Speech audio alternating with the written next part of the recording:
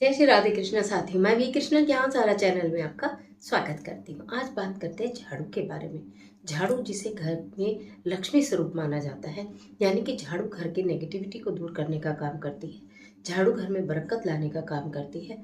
तो उस झाड़ू का गलत प्रयोग घर में गरीबी लाने का काम भी करता है। झाड़ू किस समय हमें भूलकर भी नहीं लगानी चाहिए, झाड़ू का हमें क्या नहीं करना चाहिए, आज की वीडियो में यही जानकारी लेकर मैं आपके बीच में।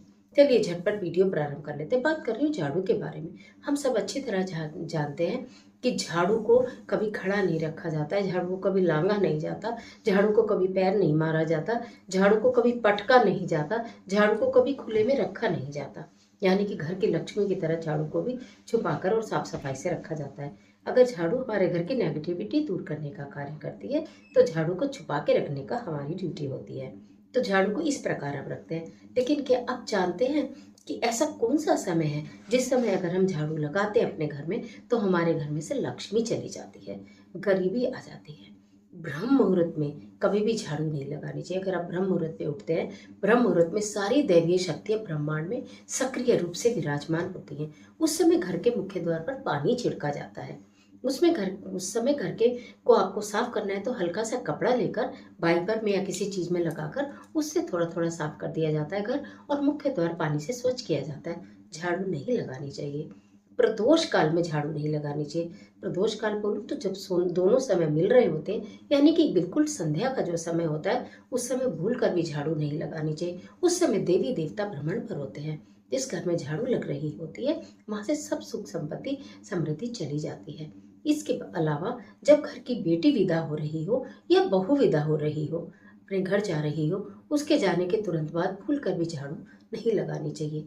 यदि आपके घर में साधु संत आते हैं, समागम होता है आपके घर में, गुरुजन आते हैं, तो उनके जाने के बाद भी आपको झाड़ू नहीं लगानी चाहिए तुरंत बाद।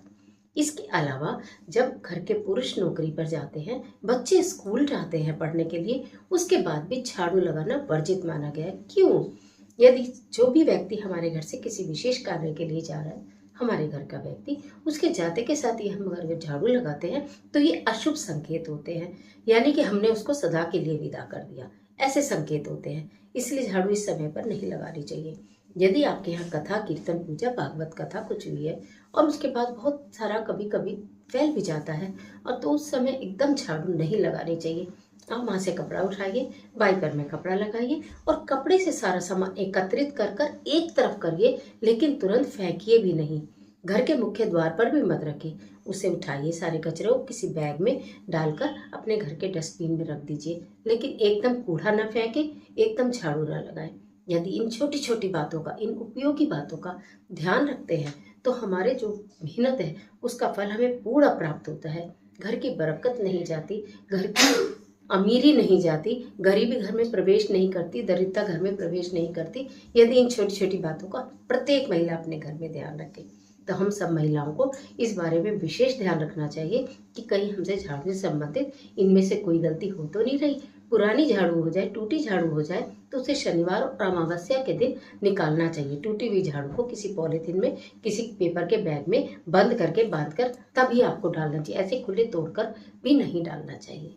ये सब बातें बहुत उपयोगी हैं। अगर आप ऐसा करते हैं तो मुझे लिख कर बताइएगा कि हम इन चीज़ का ध्यान रखते हैं। नहीं करते तो लिख के बताइएगा कि हम इस कार्य को आपसे ज़रूर फॉलो करेंगे।